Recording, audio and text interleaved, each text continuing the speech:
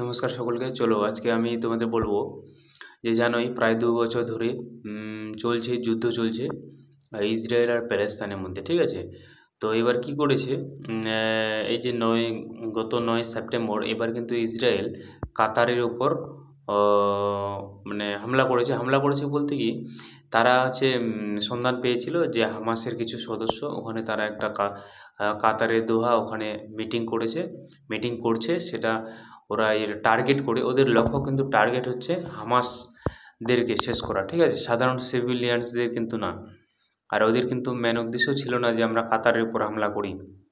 ওদের একটাই প্রশ্ন যে ওরা হচ্ছে টেরোরিস্ট, হামাস একটা টেরোরিস্ট, ওদেরকে প্রশ্রয় কেন দিবে, ঠিক আছে?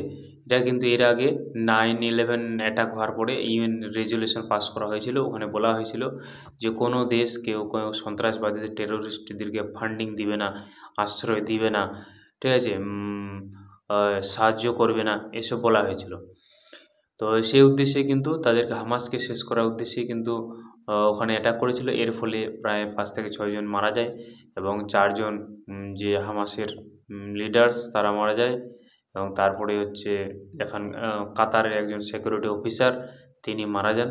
এর ফলে কিন্তু কাতার যে আরাবিয়ান কান্ট্রিগুলো আছে ইসলামিক, তারা কিন্তু খুব মানে রেগে যান। এর ফলে তারপরে কাতার থেকে চলে গেছিল সম্ভবত পিএম হতে পারে, তো ডোনাল্ড ট্রাম্পের সঙ্গে দেখা করতে গিয়েছিল, ঠিক আছে? তারপরে এসে তারা আজকে ১৫ তারিখে তারা কী করলো, একটা বৈঠক ডাকলো যে আরব ইসলামিক সামিট, ঠিক আছে? সমস্ত মোটামুটি ওখানে কাতার ছিল, তারপরে সৌদি আরবের এই যে বিভিন্ন উঁচু উঁচু পদের হাই র্যাঙ্কের যে লোকেরা ওখানে উপস্থিত ছিল, তারা ডিসকাস করলো। হ্যাঁ, তারা সবাই একসাথে যে ইসরায়েলের বিরুদ্ধে যদি দরকার হয় তারা লড়াই করবে, এটার বিরুদ্ধে তারা কিন্তু ওখানে তার জন্য মিটিং করেছিল, ঠিক আছে? তো ইতিমধ্যে কিন্তু আজকে কিন্তু চলে এসেছেন যে Marco Rubio, secretary of state আমেরিকার, তিনি কিন্তু ইসরায়েলের প্রাইম মিনিস্টারের সঙ্গে কথাবার্তা বললেন, ঠিক আছে?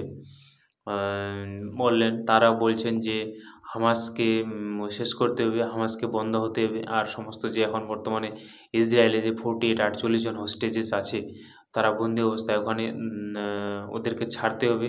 তাহলেই একটা যুদ্ধটা থেমে যাবে এটা, ঠিক আছে? কিন্তু দেখা যাক কী হয়, এখনও হয়নি।